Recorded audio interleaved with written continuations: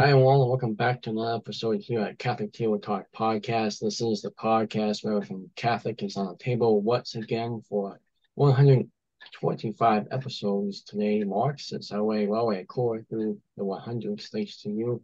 So thank you for your continued support of the show. Also, if you have a show topic or speaker request, please feel free to email us or drop them down in the comments below. Email is probably the fastest way getting a hold of us at catholicpt@gmail.com. That's Catholic with two T's at gmail.com. It's the official email of Catholic Table Talk Podcast. Today's episode is brought to us again by Dr. Katrina Wynn. Dr. Wynn is a musician and medical doctor. See how she can help you and your family out at mdkatrina.com. Also, she can be found with many other Catholic doctors at mycatholicdoctor.com. Today's episode, we'll take a break from the book kind of research we've been doing, and we'll head to a couple of doctors I found on YouTube while I was doing stuff for the show, and I dug into their YouTube channel and really have great content about psychology on there. The YouTube channel is called The Catholic Docs. It's Dr. Cydney and Dr. Cydney.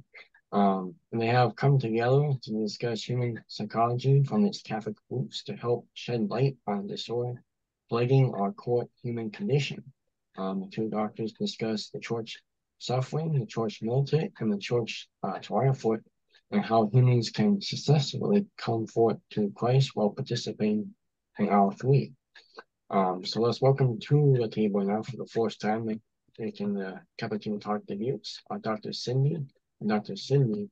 So, doctors, thank you again for taking your time today to come on the show. Thank you for having us. Yes. I always happy to have another Catholic podcast and just really like I said, like I talked about, a lot of great content on your channel. So I had to get you on the show. And let's start there with just the channel. I mean, each of you can kind of briefly explain kind of your role in making the channel, because like I said, I was just on YouTube doing stuff for my show, and it was on the home screen with Catholic Docs, and I'm like, I'll click on you and see what happens, and I really enjoy it. So how did the channel come to be? You want to go first? Go ahead. Well, so I guess how it came to be is Dr. Cindy and I, we met each other through a retreat that we were on through Church Militant. It was a retreat that we had, and we found that we had a lot of similarities, and both being psychologists, both being Catholic women, along with a few other similarities. And we kind of just, I think Dr. Cindy actually had mentioned, I think we should do a podcast and bring in psychology and Catholicism. And it took us a little bit to kind of get it going, but we just one day decided to start it because we really wanted to be able to connect the two of Catholicism and psychology because they're so closely related. You know, our mind and our body and our soul, right? They're all intertwined. And so things that are going on in our mind affect our body and our soul and vice versa. So I think that was really a key piece to why this was, you know, such an important topic for the two of us. Yes. And it's also something that we found missing in secular psychology. For so long, you know, the mainstream psychology has worked at detaching the soul and God from the body. And, you know, if we go back to great saints like St. Thomas Aquinas, we know that the body and the soul are together. It's one, it's a composite. So when you don't treat the whole person, body, mind, and spirit, then you're leaving out a key component of health or well-being. So we really thought that we needed to bring the two back together and start showing people that this is very important to your well-being, very important not only to your faith, but to your here and now and how you engage with other people, how you interpret the world, how you maintain health in a world that, as we see, is very chaotic. Yeah. Yeah. And I think also there's a piece of evangelization, as we are called to evangelize as Catholics, this was a different audience to be able to evangelize in a different way, as Dr. Cydney was saying, right? A different perspective. But you reach a lot more people on a platform like this than you do on a street corner or at a talk in a church. So that was also, I think, a big piece. Right. No, and those are great things. I mean, like you said, yeah, psychology is really close to the Catholic faith, and I mean, just listen to the story of how the child came to me. I mean, basically sounds like how I came. It's like, how do I share this with other people? And yes, it took a little bit to get going, but once I started, I took off, and like you just previously mentioned, you reach a lot more people this way online and through the podcast than you on the street corner, because I mean, I'm wanting to for sure one with two people this year on street corners talking about, religion and everything. And I just kind of walked past them. So this is a great way to reach to people. That's for sure.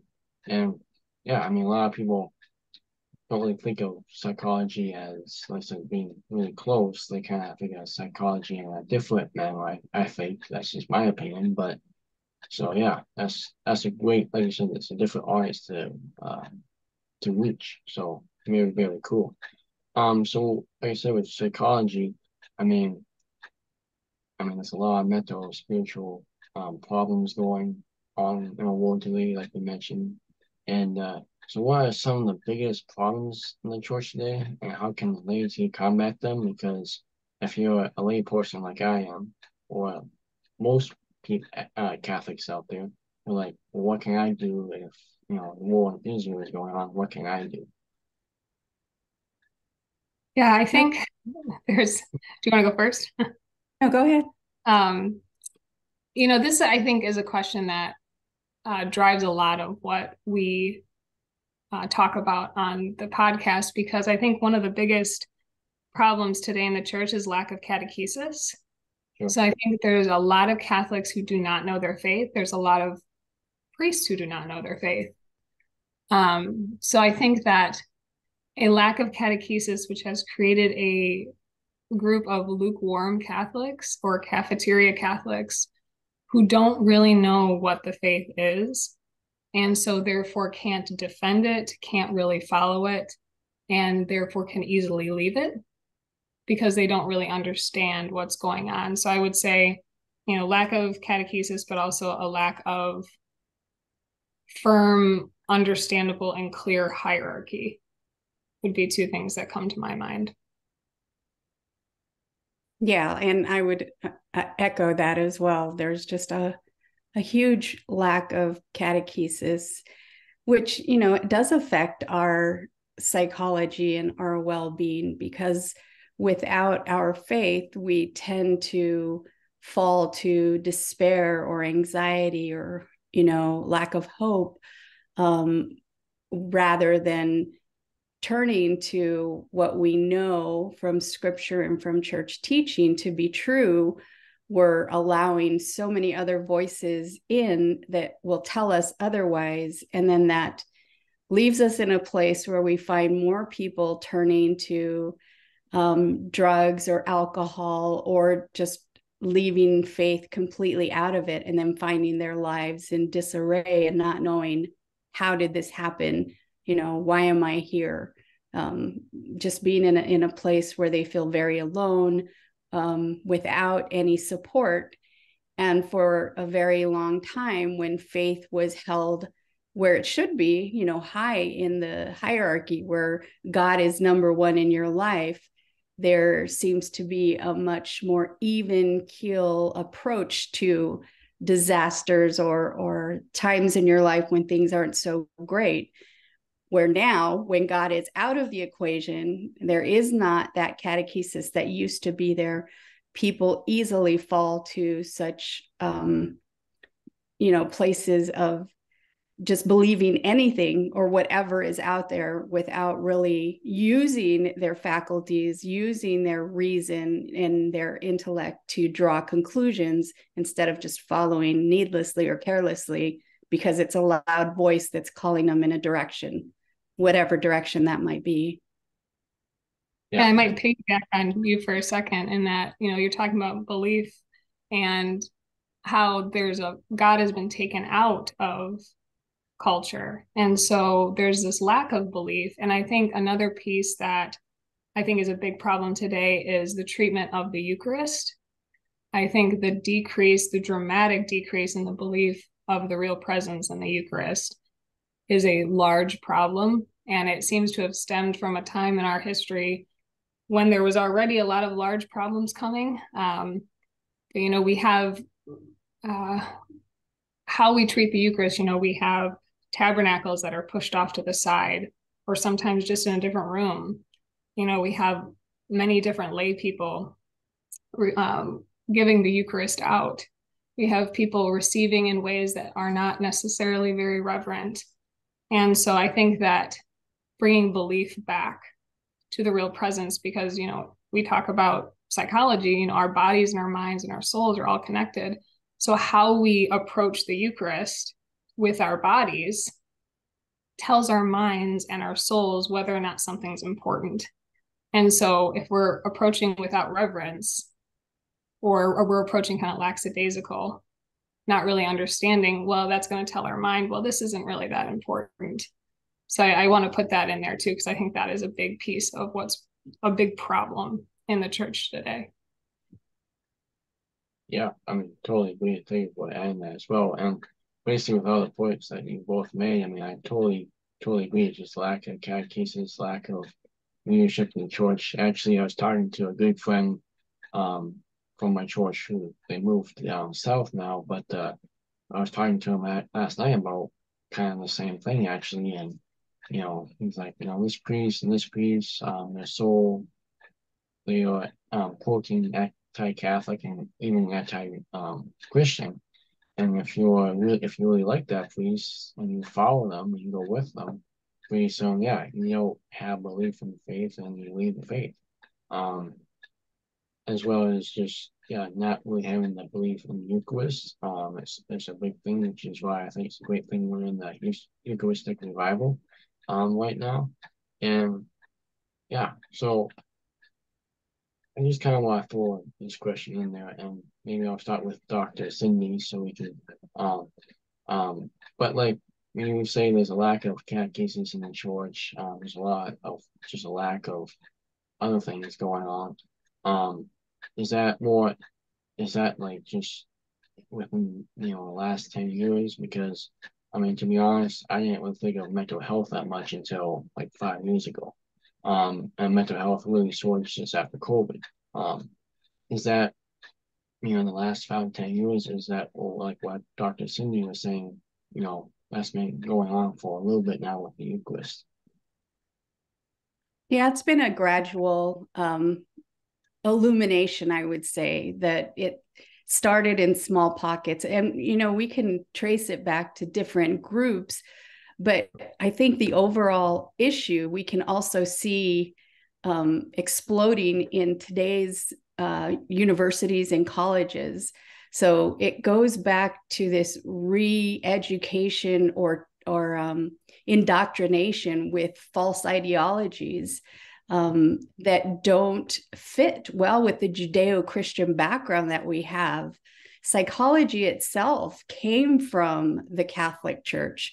So there's always been a body and soul view of how we live life. And so this gradual increase of taking those two things apart has opened up doors to things that as a Catholic, you never thought would be so well received or commonplace or even accepted as the norm, like contraception, abortion, homosexuality, same-sex unions, the transsexual movements, or today, anything that is anti-human. It's just a gradual increase of acceptance because of retraining and identifying different ways of thinking, bringing in a very secular, evil, Marxist, communist view. And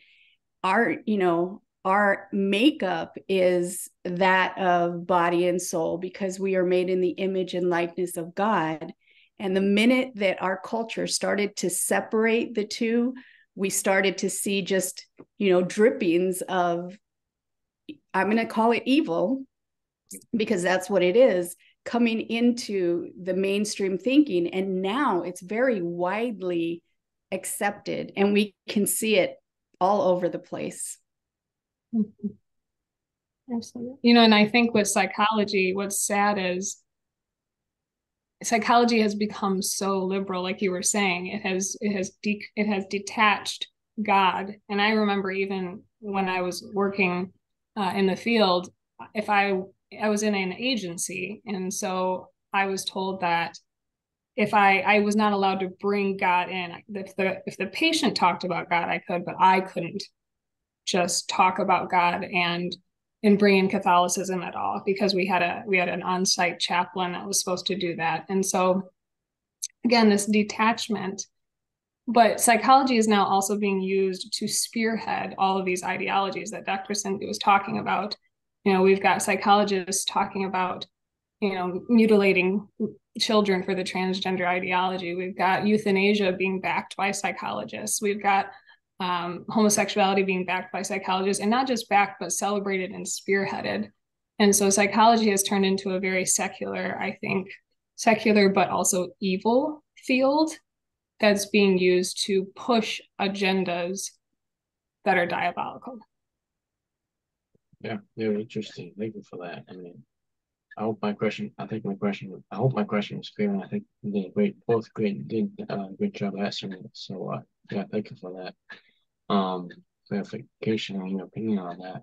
And yeah, it is kind of like you said, Dr. Cydney is evil. It is, like you said, Dr. Cydney. It's being used for that more and more now. It seems like it's pushing that agenda, and yeah, it's something that we can't not pay attention to anymore. That is for sure.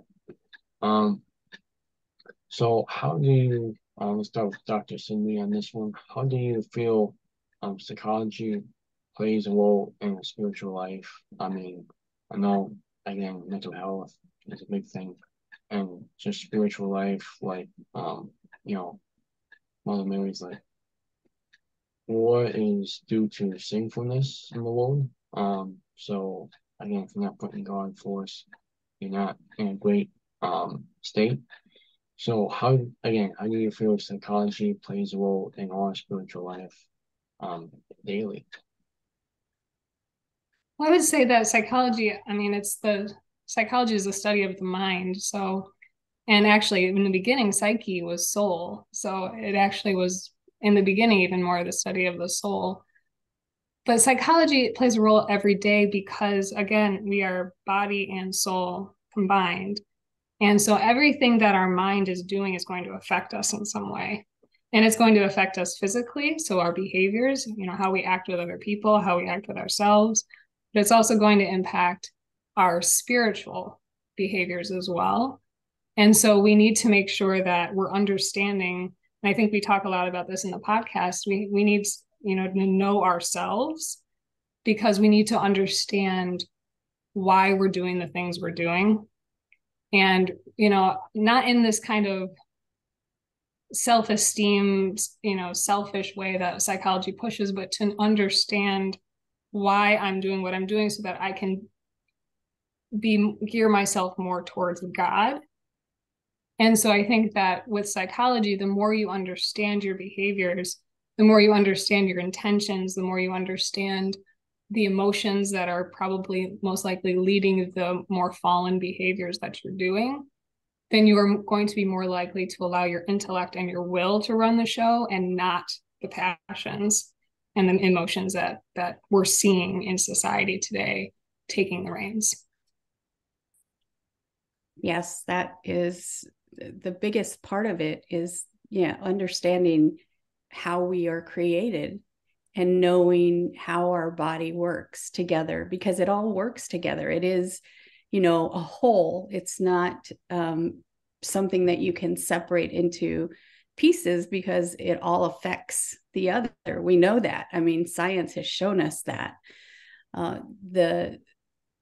What Dr. Cydney was saying earlier about, the way that psychology is aiding and helping to normalize these disorders is only serving to hurt humanity even more, because it's causing us to be very self-centered and very selfish. We're seeing narcissism at rates that I never thought would be possible, but people are very selfish, and they're very focused on, me, myself, and I.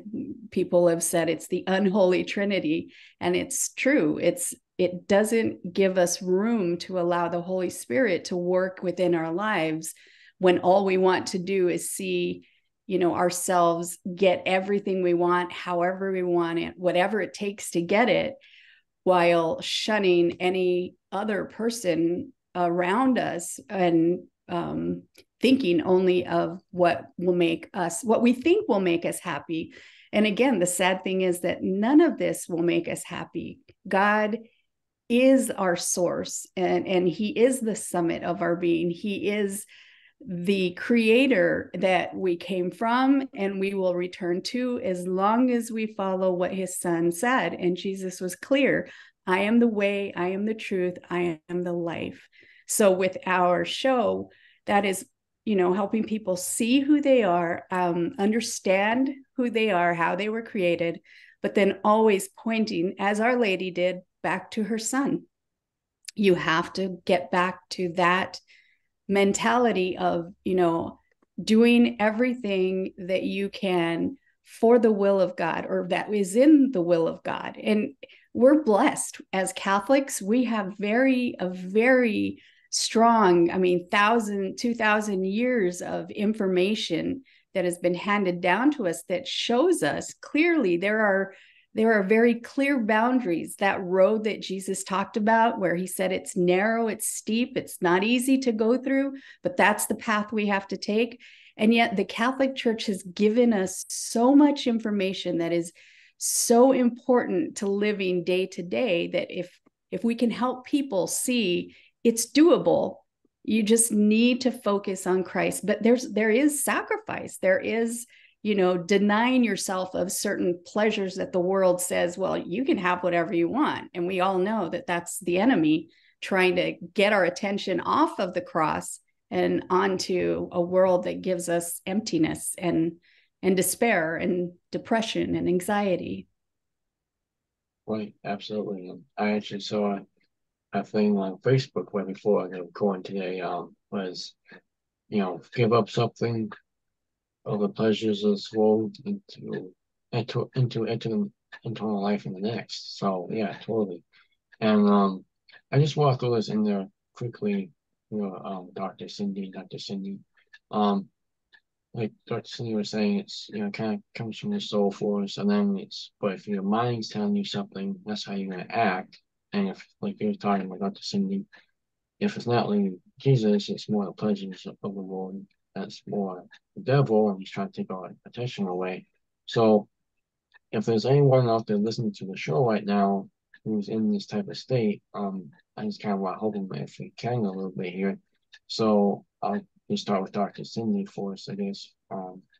And so if I'm your patient, I come into your office and you ask what's wrong with me, and I say, okay, listen, this, and if we're talking more about Catholicism side of it, like I'm just having a really unbelief. I'm just really anxiety on the world right now. Well, I just wrote on my list of things that I'm really depressed and sad about. What would you, like force visit or something? What would you say to me, so I can kind of get over my, I guess, dark hours, I guess you could say? One of the first things that I have my clients do is we go through, it's almost like an examination of conscience.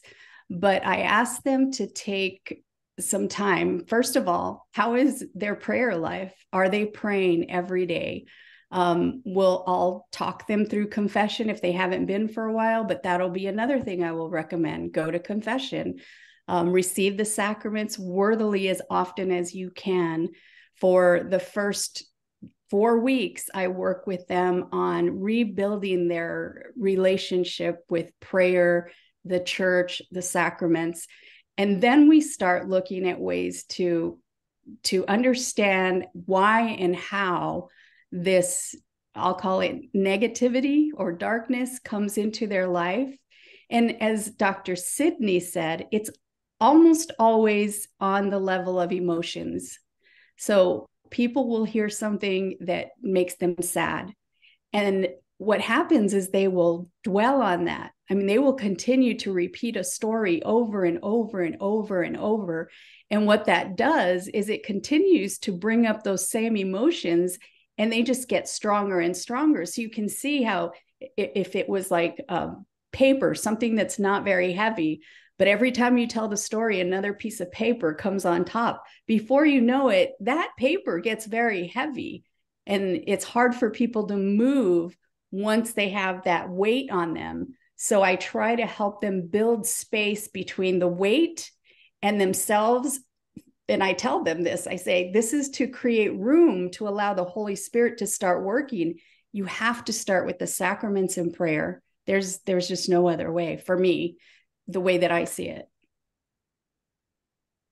Absolutely. Yeah, I would say start with prayer and sacraments, and then to continue on into looking at the wound. So many times when we have a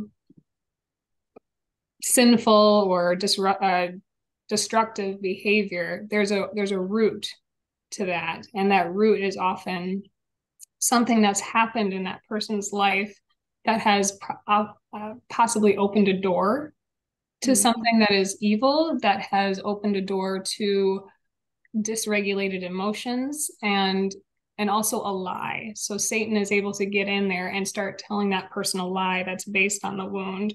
So, example, if you were abused as a child, the lie that might come from that is I'm not worthwhile, or I'm ugly, or I'm dirty, or I'm unlovable. Those might be some lies that come in. And then if you believe those lies, you start to act in accordance with those lies. So then you might start to abuse yourself, whether it's drugs, whether it's bad relationships, whether it's promiscuous behavior, you might start to abuse yourself because you're feeding into that lie, which then in turn starts to prove the lie true in a way through your behaviors, right? It becomes this vicious self cycle. But what you need to do is understand that that is a lie.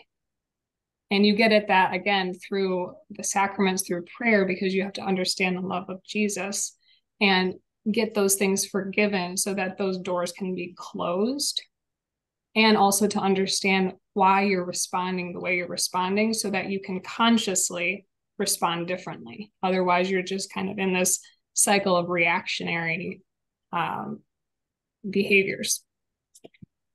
Right. Yeah. Awesome. Yeah, like I said, I'm sure. With all the listeners especially from your show and my show, definitely there's some people who aren't in this way. So, again, that's why I asked that question. So, thank you for that. So yeah, I know putting you on the spot a little bit there, but thank you both for your comments on that. Only got about 5 minutes left here, doctors, on the show. Real quickly, I really love the background that you both have. Reminds me of the at the well with the Samaritan woman. Can you just briefly explain what the background is? Well, it is about the woman at the well. Okay. But not the woman so much that the one that Jesus spoke to, the Samaritan woman, but the idea that is part of it. So that is, obviously what automatically would come to a Christian's mind who knows the story. But it's also the fact that women, because we originally thought we were going to be gearing all of this towards women. So we thought this is where women would come together to have conversations. So our idea was to have conversation starters but make them conversations that maybe you have a difficult time bringing to, others.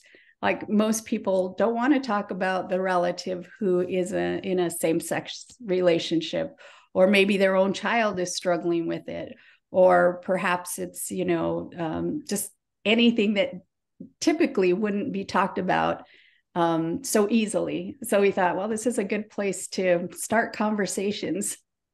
Right. And then it turned into, we were asked, I think a few people said, why is this geared towards only women? This could help everybody. So then we kind of expanded it to everyone, which is obviously relevant to women, but also to men. So anybody now can kind of gain something from this. Awesome. Gotcha. Okay. Yeah. That was the first thing someone likes to know is what your channel's like. Wow, I really love the background. So thank you for that. Real quickly here, doctors, how can people find your channel and how can people get a hold of you? So our podcast is titled The Catholic Docs. So we're on YouTube. We're also mostly on Spotify. We're building that, but we are on Spotify. And then you can also email us any questions that you might want us to answer at thecatholicdocs@gmail.com. Yes, and we're on Rumble as well. And we're on Rumble. Awesome. Great platforms for sure. All right, but Dr. Cydney, thank you again so much for taking the time to come on the show today and share your expertise with the audience there. I hope it helps out a lot of people that are listening, and keep doing the great work at the Catholic Docs. Well, thanks to you as well. God bless you. All right, that's it. Everyone that's Catholic Docs, check them out on YouTube, Spotify, and Rumble. So go support them and ask them a few questions if you feel like that's you. We'll see you next week, God willing, right here at Catholic Table Talk Podcast. This is a podcast where everything Catholic is on the table.